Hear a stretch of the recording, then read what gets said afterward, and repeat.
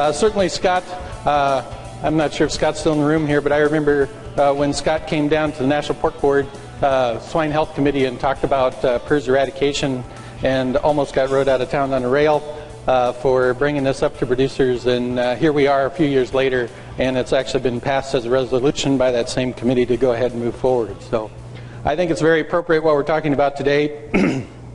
As an outline, first of all, I'm going to talk a little bit about the cost of the disease, some of the costs of eradication, what's involved in this as we scale these projects up, a little bit about the risk assessments, how we can use that, and then how we make negative pigs, and then how do we keep farms clean.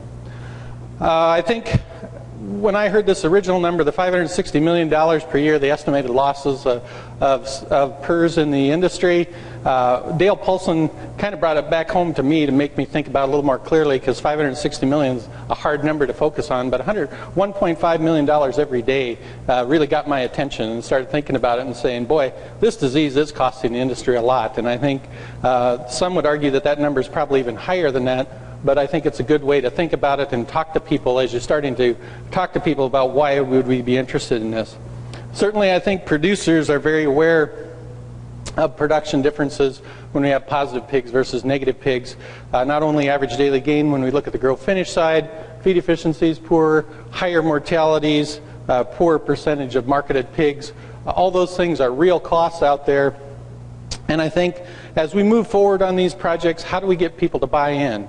And one of the best ways is to show them that there's definitely an advantage for them to go ahead and be negative. And one of the ways we've done this on herds, and for me the best way to get a producer's attention is to talk about dollars, and the best way to convince them is that there's dollars on the table that they can get back. And so put together this partial budget, and it's a spreadsheet partial budget, to look at the cost.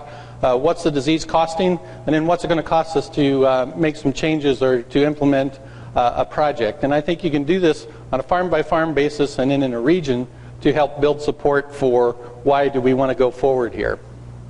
And in this example, I used a 2,500 sow farm, just kind of used that as a typical farm.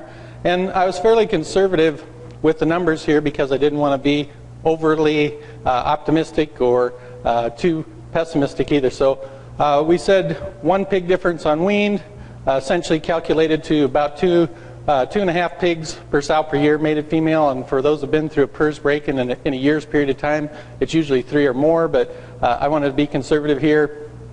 And when you look at it, it ends up with about 6,500 more weaned pigs. So that's just some of the inputs, and again, all those blue numbers would be numbers that I can input, and you can put specific producer numbers in and take a look at that. And we said roughly going up about 2.5% on mortalities and culls, and we'd have somewhere in the neighborhood of about 75 cents extra in vaccination, medication, feed grades, etc. If we looked at the finisher, plugged in about 1% higher mortality, 1.5% more culls or lights, and then about another $1.50 again, feed grades, water, medication, extra vaccinations, those sort of things. 1/10 of a pound in average daily gain, and 0.05 in feed conversion. And so plugged those numbers into this model, did the math. These are some of the other inputs. Said $30 feeder pig, we can argue what that is, but you can plug whatever you want in. And at the end of the day, there was 10,000 more pigs marketed under these assumptions. And some would argue today that we are losing more money because we're actually making more pigs if we go negative. But, anyway, if we break it down, do the math, and say what's the cost, and we go to the big picture. The big picture is $10 a pig, and so the quotes are out there anywhere from $5 to $15 a pig, so the numbers kind of came in the middle here in this model. The numbers that Eric Newman did were about 75% of the production cost is in the nursery through finish phase, the grow out phase. Did these numbers were right in that same ballpark, so I felt pretty good that the model was representing what's really happening out there. So again, I think it's a good opportunity to show people what the dollars they're losing and where the dollars are going. And then we said, what if we go ahead and do something about this? You know, it's okay to show how much money you're losing, but what are you going to do about it? How are you going to fix it? Tim always says, what are you going to do to make it right? And so when we looked at the cost of depopulation, if we went to the tried and true method, we were about $9.40 a pig. If we do an off-site breeding project and a herd closure is about $1.75. We do an off-site gilt project where we just hold the gilts and have an off-site GDU where we have a sequestered population is about $1.40. And if we do a herd closure, doing kind of an estimate on what those potential costs would be, was about $1.50. So again, you can see on these three options over here, when you talk to producers, I bet you they're spending a lot more than that on day-to-day control. And so I think it makes a lot of sense where to go forward. And if we look at, producers always want to know how long is it going to take to return my investment? What's it going to take to get my money back that I'm going to spend in this project? And just based on these relatively conservative numbers, we looked at just short of 11 months out of the year. We'd have to make 11 months stay negative to be able to return a total depopulation, repopulation if we did an off-site breeding project and a minimal amount of downtime. If we did a closure with an off-site breeding project, it would only take 2 months to return that investment. If we did a closure and a sequestered gilt population, or if you have an internal GDU on site, you still have to have a place to grow the gilts if you're doing a herd closure, so there's a cost in both of those. And it only took 1.6 months of negative pigs to return that investment. And if you just did a closure on the sow farm, again, there's some cost in that because the inventory does decline and you do have older sows at the end of the time frame. And so the cost estimates we put in there was about 1.7 months. Again, less than 2 months.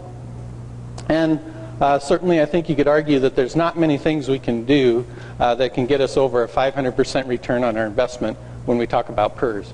And so I think this is why we've seen producers very readily adapting these herd rollovers and closures because of the fact that it doesn't take very many months of negative pigs to pay it back, and anything above that time frame is just a good return on your investment. And so I think this is a good method to go out and talk to producers. They always ask the question, they never ask it outright, what's in it for me, but that's really what they want to know. And so if we can go ahead and give them some idea what's in it for them if they go ahead and participate and move forward. So again, I think making the PRRS negative pigs is really been pretty incredibly easy and reliably done once we figured out a few of the things on the herd closure. And you can see in the model, even with conservative numbers, 2 months to return the investment, so the cost is relatively cheap and has become a very routine procedure on the wean to farrow to wean farms just because it is relatively easy and relatively low cost. One of the challenges we still have today as we're moving forward is if we're putting pigs down into these pig dense areas where there's a lot of pigs and a lot of farms, we've got to protect these negative pigs. And one of the things that we've done is to use the vaccination to help protect those pigs through that time frame when they're in those high risk, high dense areas. I wanted to talk a little bit about the risk assessment, and this is a project that BI funded for a study we did looking at 39 farms that were started as negative farms, either depop, repop, or new farms. And we used the risk assessment, and then we followed these farms over time to see what happened with those farms. And this was over an 8-year project. So again, it's one of those things you have to be patient for to get the results at the end. We did the risk assessments. You can see those herds clustered down here to the lower risk. And that's probably because these producers wanted to clean up and roll over, so it makes sense that they're there. But we did have some herds that were in the higher risk category as well. So we did have good, and these were herds in southern Minnesota, northern Iowa, and Colorado. And so when we look at these numbers, 60% of the herds survived the first year. So if we say it's a year to get the investment back, 60% of the herds were successful. When we look here, 8 years later, 450 weeks later, we're down to only 15% of the herds surviving, but that's a long period of time, and hopefully if we start working together on these projects, we won't have to see that long tail of herds continuing to break down. When we looked at the risk score and said, is the risk score a tool that we can use to go out and measure these herds and measure these risks? I think it's a real good tool. What the data is here telling us is these were the low risk herds, and they were 134 weeks on average to break down or would stay negative. And when we looked at the high risk herds, it was 12.7 weeks, so about 10 times higher rate of breakdown in the higher risk herds. So again, I think it's a good tool you can use to look at these sites, to look at these areas as we go forward. Whether we started the projects in the winter or summer, or winter or non-winter months was also significant. The herds that started in the winter broke down faster at 39 weeks, and the ones that we started in the non-winter months went about 4 times longer. So again, I think if you're looking at starting one of these projects, you might as well put the cards in a row for you. I think one of the things we learned from the risk assessment, and Tim would say this is one of those duh things, is that if you got more pigs around you, you got more risk. And so I think that tells us that right away. And Tim actually used a little different adjective, but I thought I better clean it up for today. I think that's what it tells us, but again, it also does a good review of everything we need to look at. So again, I think it's a good means of evaluating these sites, and it gives you the ability to go back and say what can be done to improve these site scores and to improve their longevity. And I think for convincing bankers, farmers, everybody, it's a good way to help get the funding as we go forward with these projects. And I think as we look at these areas, we look at these risk assessments, and Daryl, hopefully we can get some more work for you and keep you really busy here, because we're going to want to get these herds into the low category and be able to see these charts showing up and seeing the farms in these areas fall down into that quadrant. And help define the risk for everyone, and go in and change the things that can be done. We can't do anything sometimes on these herds with location, but we can change some of the other risk events to reduce that overall risk score. And so it gives you a good map or a guideline of how you can go into these herds and make some of these changes, and then remove as much risk as possible. And as we said today already, we're going to have farm plans just like we did in the pseudorabies program. Again, I think the best thing about that is everybody's thinking about what are they going to do to get their herd as a part of the area cleaned up, and a very important thing. We've talked too about communicating the timelines of the plan.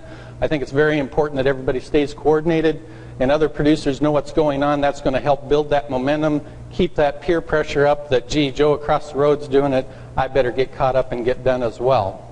I don't want to be the person that screws up the area project. That's the type of mentality we need to get out there and get them thinking.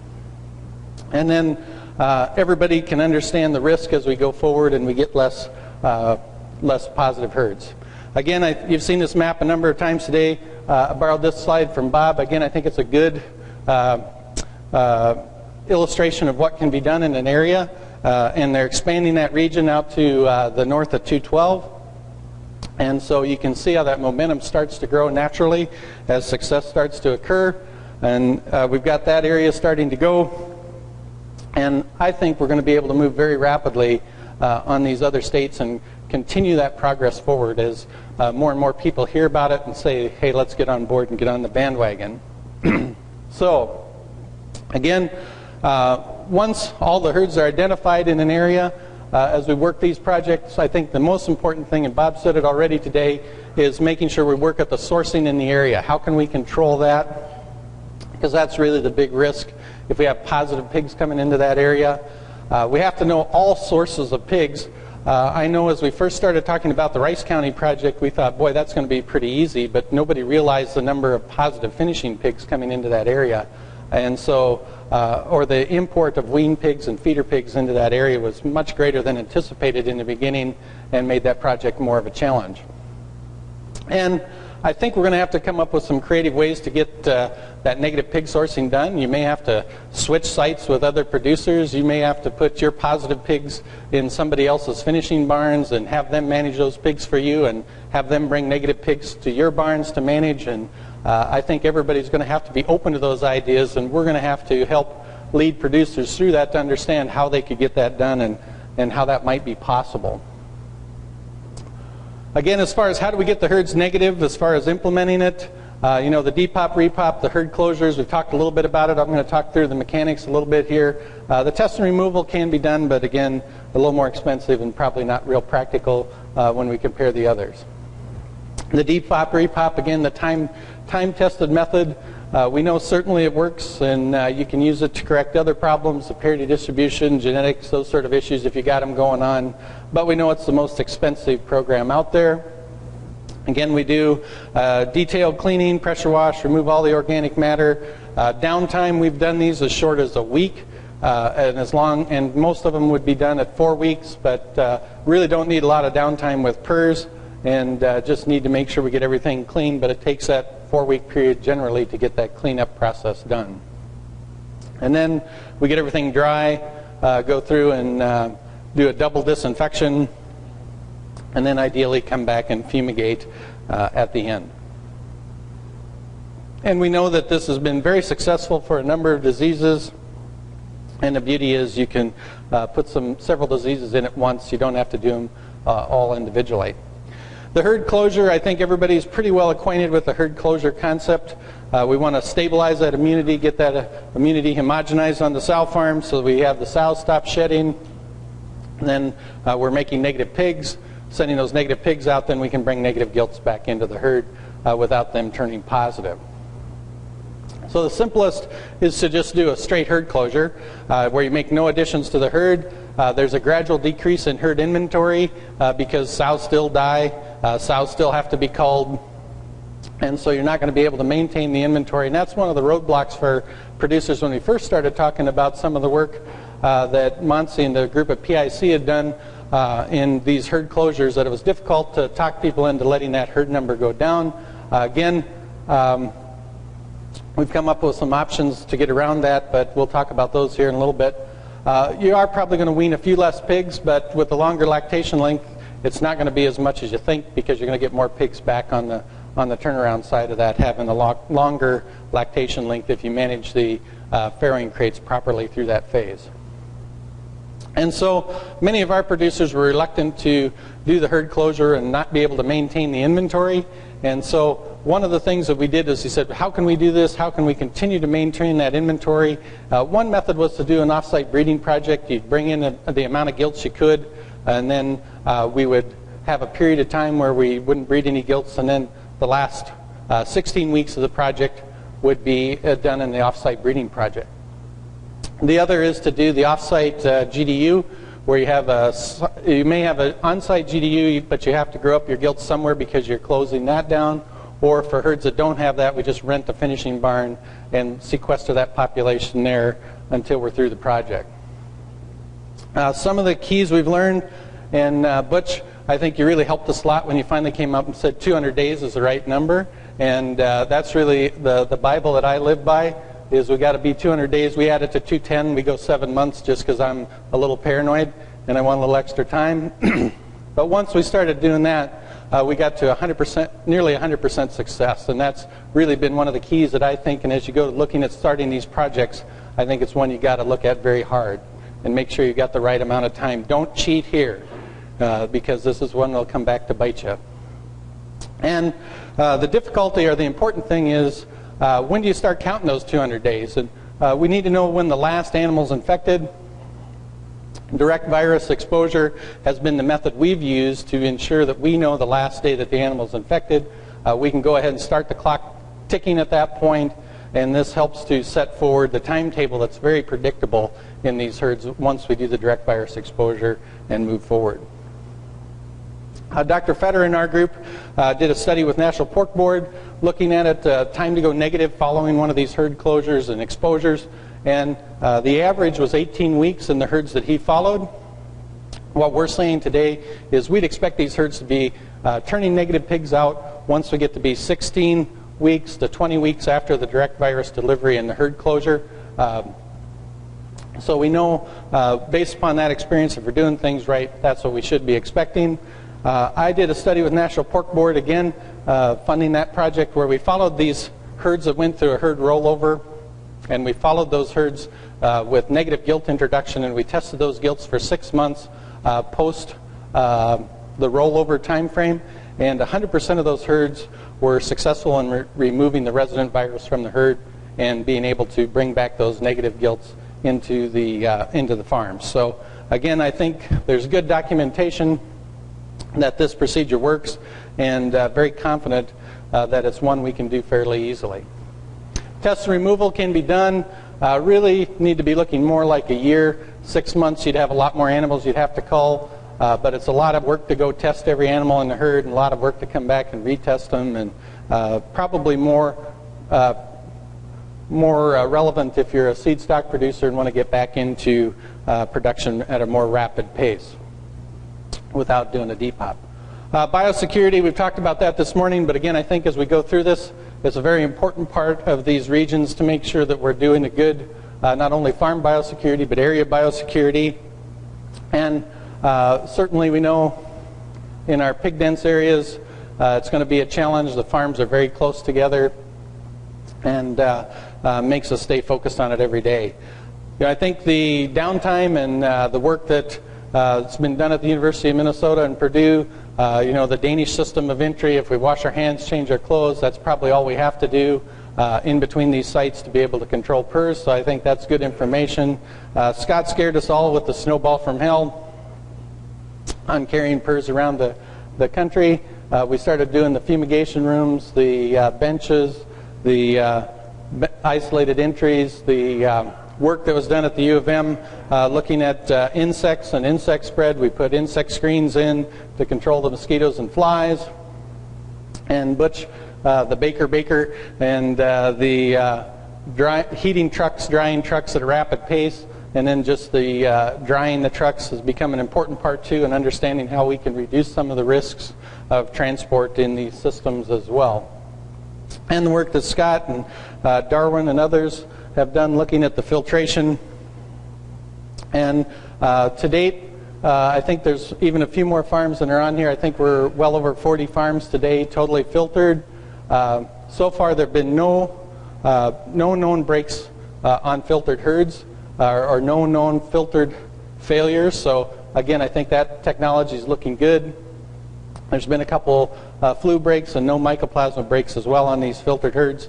Again, I don't think that our filtration does have a cost to us. There's some construction work that has to be done in the herds that have gone through and done these projects. I know on the 12500 South Farm we used a pallet and a half of caulking just to seal up the unit. And so that's a lot of tubes that have to get put out there. And again, the day-to-day management becomes more difficult as well because you have to have airlocks so that on everything you do going in and out of the barn. So the technology is very effective, but it isn't the easiest technology to live with on a day-in, day-out basis. You're always worried, is virus coming back into the herd? I think it's going to be a solution to the pig dense areas while we move through the process as we're getting negative herds, how we can make more herds stay negative longer in these pig dense areas. But hopefully we can move forward on this eradication so we don't have to have these filtered herds and go through that expense and the concerns that we have with doing that. The filtration may be the farm in the bubble, so to speak, and so that may be the ultimate biosecurity, but again, I think our goal is to get rid of the disease so we don't have to worry about it. So when we talk about eradication, and I think as we go out to work on expanding these projects, getting more people involved, there's never really an economic risk in doing the eradication. The risk is in failing to deliver on the final eradication project. So in summary, again, I think the motivation really for producers should be quite high because of the cost of the disease, and I think we can go back to making it as simple as that. And the cost can be recovered very quickly. If you do a rollover project, looks to me like any method you use, less than 2 months of negative pigs, you're making money back in your own pocket, and to me, on a farrow to wean farm, it's a no-brainer decision. We know, today we know how to get these herds negative. There's a number of options. I think, to me, the herd closures just make sense from a cost standpoint. But we know that there's going to have to be a combination of all these different methods to be successful across the populations of pigs that are out there. And we know the rules that can make these projects be highly successful. The single-site production farms are going to be a challenge, and we have to remember that those herds are still out there, and those herds are still going to have more issues to deal with. They're going to have to do some partial depops, and these sites are going to have more cost in going through these procedures, but I think there's still benefits in it for them as well. They may be more interested in looking at a depop, repop, again, especially if they have other disease issues they want to take care of at the same time. I think Bob alluded to this. Certainly it's going to be cooperation with the neighbors. Oftentimes people don't like to sit in a group and talk about it, but they want to make sure that they're doing their part. And so I think if we can keep that communication going, keep that peer pressure going, working with the neighbors, most people still really want to do that in the long run. And I think the other way we're going to avoid bringing these positive pigs into areas, first of all, is going to have to be peer pressure. But I think as we move forward in these area projects, we're going to need to work with the state officials. They're going to be the ones that can help us locally in being able to reduce those positive pigs from coming in, or making sure we've got verified status of those pigs before they come in, much like we did with the pseudorabies protocols where we had to test the pigs going into those areas. Eventually, we are going to have state and federal rules because there's going to be a few people that are just hard to deal with, and they're not going to want to comply. But I think that's going to come down the road. But I think as practitioners, we're going to need to work and start getting those things in place so that when that time comes, we're ready to deal with those problem herds and be able to move forward. So at some point in time, I think Scott was aggressive coming out saying we're going to go ahead and eradicate the disease. At some point in time, we've got to get started. Why not now? And with the current economic situation, we really don't have another $1.5 million to waste.